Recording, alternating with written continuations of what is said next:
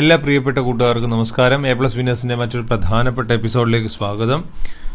കഴിഞ്ഞ ദിവസം നമ്മൾ മൾട്ടിനാഷണൽ കമ്പനികളുടെ ഫീച്ചേഴ്സിനെ കുറിച്ച് പഠിച്ചു. ഇന്ന് നമ്മൾ അത് പഠിക്കാനായിട്ട് ശ്രമിക്കുന്നത് മൾട്ടിനാഷണൽ കമ്പനീസിന്റെ അഡ്വാൻറ്റേജസും ഡിസഡ്വാൻറ്റേജസുമാണ്. അപ്പോൾ ഈ ചാനൽ എ പ്ലസ് വിന്നേഴ്സ് ഇതുവരെ സബ്സ്ക്രൈബ് ചെയ്യാത്ത സബ്സ്ക്രൈബ് ചെയ്യുക, ഒപ്പം നോട്ടിഫിക്കേഷൻ ലഭിക്കാൻ വേണ്ടി ബെൽ ബട്ടൺ അമർത്തുക. നമ്മുടെ ടോപ്പിക്കിലേക്ക്, മൾട്ടിനാഷണൽ കമ്പനി എന്താണ് എന്ന് നമ്മൾ മനസ്സിൽ ആക്കിയിട്ടുണ്ടെന്ന് ഞാൻ വിശ്വസിക്കുന്നു. പല രാജ്യങ്ങളിൽ ബിസിനസ് നടത്തുകയും എന്നാൽ സ്വന്തമായ ഒരു രാജ്യത്തിൽ അതിന് ഓഫീസ് ഉണ്ടായിരിക്കുകയും ചെയ്യുന്നു. അവിടെ ഇരുന്നുകൊണ്ട് മറ്റ് രാജ്യങ്ങളിലെ ബിസിനസ്സിനെ കൺട്രോൾ ചെയ്യുകയും ചെയ്യുന്നവർ പറയുന്ന പേരാണ് മൾട്ടിനാഷണൽ കമ്പനി. അപ്പോൾ അതിന് അഡ്വാൻറ്റേജിലേക്ക്, ഒന്ന്, automatic inflow of foreign capital. Multinational company brings in much needed capital for the rapid development of developing countries. In fact, with the entry of MNCs, inflow of foreign capital is automatic. ഏതൊരു രാജ്യത്താണോ അവർക്ക് ഉചിതമായ സ്ഥലവും സൗകര്യങ്ങളും ലഭിക്കുന്നത്, ആ സ്ഥലത്ത് MNCകൾ അവരുടെ business ആരംഭിക്കും. അങ്ങനെ ബിസിനസ് ആരംഭിക്കുമ്പോൾ അവർക്ക് വേണ്ട ക്യാപിറ്റൽ ഫോറിൻ ക്യാപിറ്റലാണ്. ആ ഫോറിൻ ക്യാപിറ്റൽ അവർ മറ്റൊരു സ്ഥലത്ത് നിന്ന് കൊണ്ടുവരികയും ചെയ്യും. അങ്ങനെ വരുമ്പോൾ സ്വാഭാവികമായി ഏത് രാജ്യത്താണോ ബിസിനസ് ആരംഭിക്കുന്നത്, അതായത് ഡെവലപ്പിംഗ് കൺട്രിയോ അൺഡെവലപ്ഡ് കൺട്രിയോ ഒക്കെ ആയിരിക്കാം, അങ്ങനെയുള്ള സ്ഥലത്ത് സ്വാഭാവികമായും ബിസിനസ് ഉയരുമ്പോൾ ഫോറിൻ ക്യാപിറ്റൽ ഇൻവെസ്റ്റ്മെന്റ് അവിടെ കൂടും. രണ്ട്, improvement of balance of payment position. MNC enabled host countries to increase their exports and increase their import requirements. As such, they help the host country to improve upon its balance of payment position. നിങ്ങൾക്കറിയാമല്ലോ, സ്വാഭാവികമായ ഒരു production നടത്തുന്ന സമയത്ത് അവിടെ കുറേ കാര്യങ്ങൾ export ചെയ്യുകയും ചെയ്യും, കുറേ കാര്യങ്ങൾ ഇമ്പോർട്ട് ചെയ്യുകയും ചെയ്യും. അങ്ങനെ എക്സ്പോർട്ട് ചെയ്യുന്ന സമയത്ത് ഫോറിൻ ക്യാപിറ്റലിൻ്റെ ഒരു ഒഴുക്ക് വരും. ആ ഒഴുക്ക് വരുന്ന സമയത്ത് അതിൻ്റെ പേയ്മെൻറ്റ് പൊസിഷൻ, അവർ തിരിച്ച് ഇമ്പോർട്ട് ചെയ്യുമ്പോൾ പൈസ കൊടുക്കണം. ഇത് ബാലൻസ് ചെയ്യാനായിട്ട് അവരെ കൊണ്ട് സാധിക്കുന്നു. എക്സ്പോർട്ട് ഇമ്പോർട്ട് ഒരുപോലെ നടന്നെങ്കിൽ മാത്രമേ ഒരു രാജ്യത്തിന് കൃത്യമായുള്ള വികസനം ഉണ്ടാവുകയുള്ളൂ. എക്സ്പോർട്ട് കൂടുതൽ കോൺസെൻട്രേറ്റ് ചെയ്യുമ്പോഴാണ് ക്യാഷ് ഇൻഫ്ലോ ഉണ്ടാകുന്നത്. ഇതാണ് അവിടെ പറഞ്ഞത്. മൂന്ന്, end of local monopoly. The entry of MNCs leads to the competition in the host country. Local monopolies of host country either start improving their products or reduce their prices. ഒരു ചെറിയ സ്ഥലങ്ങളാണെങ്കിൽ പോലും അവിടെ അവരുടേതായ ചില മൊണോപ്പൊളികളുണ്ടാവും. ഞങ്ങൾ തീരുമാനിക്കും ഇതിൻ്റെ വില എത്ര, ഞങ്ങൾ തീരുമാനിക്കും ഇത് ഇങ്ങനെ വിൽക്കണമെന്ന്, ഞങ്ങൾ തീരുമാനിക്കും ഇതിൻ്റെ കാര്യം ഇങ്ങനെയാണോ അല്ലയോ എന്ന് എന്നൊക്കെ പറയുന്ന ചില മൊണോപ്പൊളികളുണ്ടാവും. ആ മൊണോപ്പൊളികൾക്ക് നല്ല ഒരു മറുപടിയാണ് MNC വരുന്നു. അവരേറ്റവും ഫ്ലറിഷ്ഡായ രീതിയിൽ സാധനങ്ങളും സേവനങ്ങളും ലഭ്യമാക്കുന്നു. അങ്ങനെ ലഭ്യമാക്കുമ്പോൾ സ്വാഭാവികമായും മൊണോപ്പൊളി എൻജോയ് ചെയ്തു. മൊണോപ്പൊളി എന്ന് പറഞ്ഞാൽ നിങ്ങൾക്കറിയാം, ഒരാൾ തന്നെ അദ്ദേഹത്തിൻ്റെ സാധനത്തിൻ്റെ വിലയും പ്രൈസും ലഭ്യതയൊക്കെ തീരുമാനിക്കുന്നതിന് പറയുന്നവരാണ് മൊണോപ്പൊളി. എൻ്റെ ഇഷ്ടം, എനിക്ക് ഇന്നലെ ചെയ്യാൻ പറ്റുള്ളൂ എന്ന് പറയുന്ന ആ മൊണോപ്പൊളിയെ MNC ഇല്ലാതാക്കുമെന്നർത്ഥം.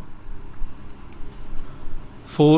Improving in standard of living. By providing super quality products and services, MNC help to improve standard of living of people of the host country.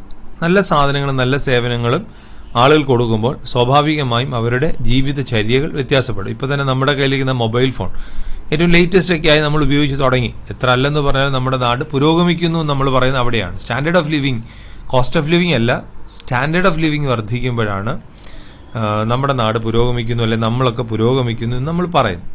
And fifth one, promotion of international brotherhood and culture. MNC integrate economies of various nations with the world economy. Through their international dealing, MNC promote international brotherhood and culture and pave way for world peace and prosperity. പല രാജ്യങ്ങളിലെ സാമ്പത്തിക ഘടകം ലോകരാജ്യങ്ങളുടെ സാമ്പത്തിക ഘടകവുമായി ബന്ധപ്പെടുത്തിയിരിക്കുകയാണ്. അങ്ങനെ ബന്ധപ്പെടുത്തുന്നത് കൊണ്ട് സ്വാഭാവികമായും വലിയ സാമ്പത്തിക ഭദ്രതയിലേക്ക്, സാമ്പത്തിക ബന്ധത്തിലേക്ക് ചെറിയ ചെറിയ രാജ്യങ്ങളുടെ ഒത്തുചേരുകയും അവരുടെ ഒരുമിച്ചുള്ള കൂട്ടായ പരിശ്രമം നടക്കുകയും ചെയ്യും. അങ്ങനെ വരുമ്പം കൾച്ചറൽ ബ്രദർഹുഡ് ഉണ്ടാവുന്നു, അതുപോലെ തന്നെ അവരുടെ ഇടയിൽ ഒരു സമാധാനവും ഉയർച്ചയും ഉണ്ടാവുന്നു. And next one, employment generation. MNC create large scale employment opportunity in host country. This is a big advantage of MNCs for countries where there is a lot of unemployment. തൊഴിലില്ലായ്മ എന്ന് പറയുന്നത് എല്ലാ സ്ഥലത്തെയും ഏറ്റവും വേദനിപ്പിക്കുന്ന കാഴ്ചയാണ്.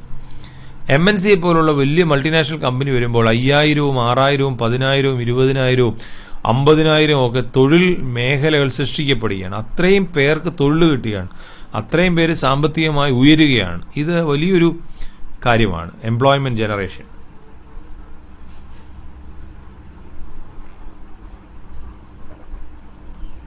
അടുത്തതിലേക്ക് technical development. MNC carry the advantages of technical development in host country. In fact, host country എന്ന് പറയാൻ നിങ്ങൾക്ക് മനസ്സിലാവും ഞാൻ വിശ്വസിക്കുന്നു. എവിടെയാണോ MNC പുതുതായി ചെന്ന് കമ്പനി സ്റ്റാർട്ട് ചെയ്യുന്നത് അതിന് പറയുന്ന പേരാണ് host country. In fact, MNCs are vehicle for transfer of technological development from one country to another. They introduce new technology in production and marketing. MNC ഏറ്റവും ലേറ്റസ്റ്റ് ടെക്നോളജി ഉപയോഗിക്കുന്ന കാര്യമാണ്. അതുപോലെ തന്നെ MNCക്ക് ഏറ്റവും നല്ലത് ഏതാണെന്ന് MNC തീരുമാനിക്കും. അപ്പോൾ ഈ രാജ്യത്തിന് നല്ലതാണെങ്കിൽ വേറൊരു രാജ്യത്ത് ഇവിടുത്തെ ടെക്നോളജി ഉപയോഗിക്കും. നല്ല അഡ്വാൻസ്ഡ് ടെക്നോളജി ഇവിടെ ഉണ്ടായിട്ടില്ല എങ്കിൽ ഇവിടെ അത് അപ്ലൈ ചെയ്യാനായിട്ട് ശ്രമിക്കും. ഇപ്പോൾ ഉദാഹരണം നമുക്കറിയാം, നിസാര മിൽമ പാക്കറ്റ്. ആ മിൽമ പാല് വരുന്നത് മിൽമ പാക്കറ്റ് ആകുന്നൊന്നും ആരും അറിയുന്ന പോലുമില്ല. അതിനകത്തൊരു ഷീറ്റ് കയറ്റി ഇടത്തേ ഉള്ളൂ. വളരെ സിസ്റ്റമാറ്റിക്കായിട്ട് അത് പാല് പാക്കറ്റാക്കി കൃത്യമായി ഒരു തുള്ളി പോലും വ്യത്യാസമില്ലാതെ പാക്കറ്റാക്കി സീൽ ചെയ്ത് വരും. ഇതൊക്കെ ഒരു ടെക്നോളജിക്കൽ ഡെവലപ്മെന്റ്. ഇതൊക്കെ ഫോറിൻ കൺട്രീസിൽ നിന്നും ഒക്കെ ഡെവലപ്പ് ചെയ്യുന്നതായിരിക്കും. And 8th one, facilitate managerial revolution. MNCs bring managerial revolution in the host country through professional management and the employment of highly sophisticated management techniques. സാധാരണയായിട്ടുള്ള മാനേജ്മെന്റ് ടെക്നിക്സ് ഒന്നും അല്ല MNCക്കുള്ളത്. MNC ഏറ്റവും latest ആയിട്ട് technology apply ചെയ്യുന്നവരാണ്. ഏറ്റവും latest ആയിട്ട് technology apply ചെയ്യുമ്പം ഏറ്റവും ലേറ്റസ്റ്റ് ആയിട്ട് അതിൻ്റെ പ്രവർത്തനങ്ങൾ നടക്കും. അങ്ങനെയാണ് മാനേജീരിയൽ ഫങ്ഷൻ അല്ലെങ്കിൽ ഓപ്പർച്യൂണിറ്റീസ്, മാനേജീരിയൽ ഡിസിഷൻസ് ഒക്കെ ഹോസ്റ്റ് കൺട്രിയിലും സ്പ്രെഡ് ചെയ്യാനുള്ള സാധ്യത ഉണ്ടാകുന്നു. പ്രൊഫഷണലി ട്രെയിൻഡ് ആളുകളെ ഈ സ്ഥലത്തേക്ക് കൊണ്ടുവരികയും അവർ മുഖാന്തരം വളരെ വ്യത്യസ്തമായ രീതിയിൽ മാനേജ്മെന്റ് കൺട്രോൾ ചെയ്യുകയും ചെയ്യും. And 9th one, overall development. The investment level, employment level, income level of the country increase due to the operation of MNC.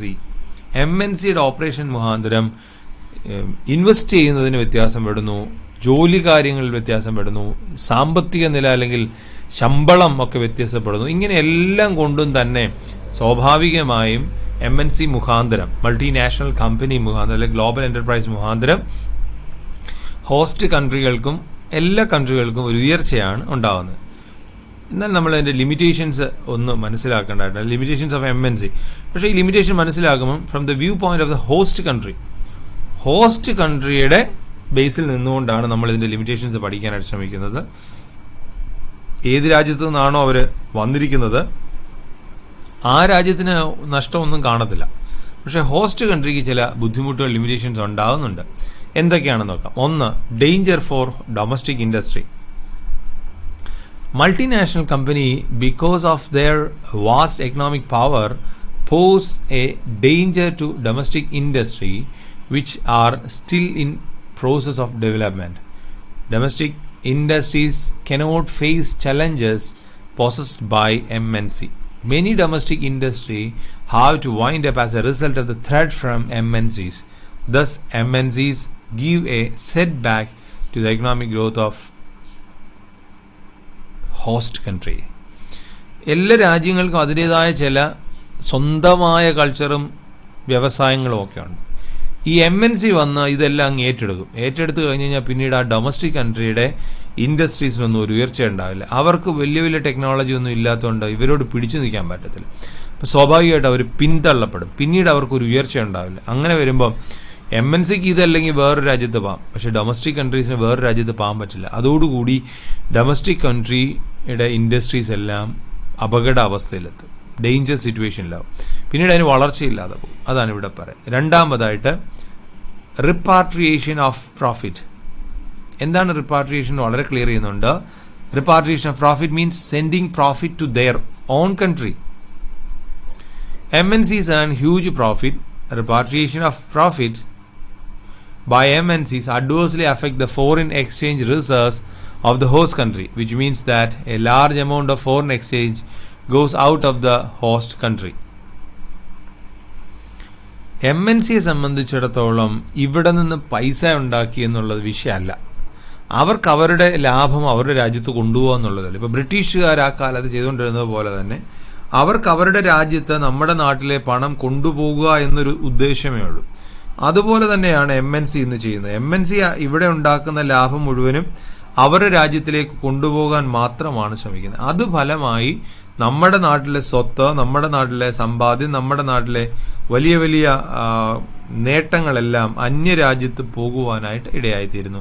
നമുക്കതുകൊണ്ട് പ്രയോജനം ഇല്ലാതെ മാറുകയും ചെയ്യുന്നു. And third one, no benefit to poor people.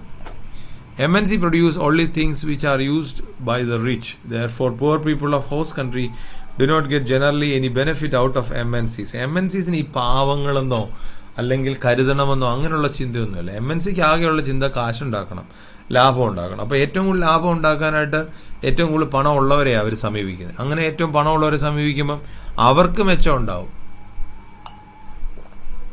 പക്ഷെ സാധാരണക്കാർക്ക് യാതൊരു മെച്ചവും അവർ മുഖാന്തരം ഉണ്ടാകുന്നില്ല എന്നുള്ളതാണ് സത്യം. അടുത്തതിലേക്ക്, danger to independence. Initially MNCs help the government of the host country in a number of ways and then gradually start interfering in the political affairs of the host country. There is then an implicit danger to the independence of the host country in the long run. ആദ്യമൊക്കെ വലിയ സ്നേഹത്തോടെ ആയിരിക്കും MNCകളൊക്കെ ഇടപെടുന്നത്. എന്നാൽ കുറച്ച് ദിവസം കഴിയുമ്പം അവർ തങ്ങളുടെ തനി സ്വഭാവം കാണിച്ചു തുടങ്ങും. തനി സ്വഭാവം എന്ന് പറഞ്ഞാൽ അവർ പതുക്കെ അവരുടെ ലാഭത്തിന് നഷ്ടം വരുന്നതായുള്ള പൊളിറ്റിക്കൽ അഫയേഴ്സിനകത്തൊക്കെ ഇടപെട്ടിട്ട് അവരുടെ ഇഷ്ടത്തിന് വേണ്ടി പൈസ മറിച്ചും ആളുകളെ സ്വാധീനിച്ചും നിയമങ്ങൾ അവർക്ക് അനുകൂലമാക്കിയെടുക്കും. അങ്ങനെ വരുന്ന സമയത്ത് അത് രാജ്യത്തിൻ്റെ സ്വാതന്ത്ര്യത്തെ ഹനിക്കുന്നതായിട്ട് മാറും. 5. Disregard of national interest of the host country. MNC invest in more profitable sector and disregard the national goal and priorities of the host country.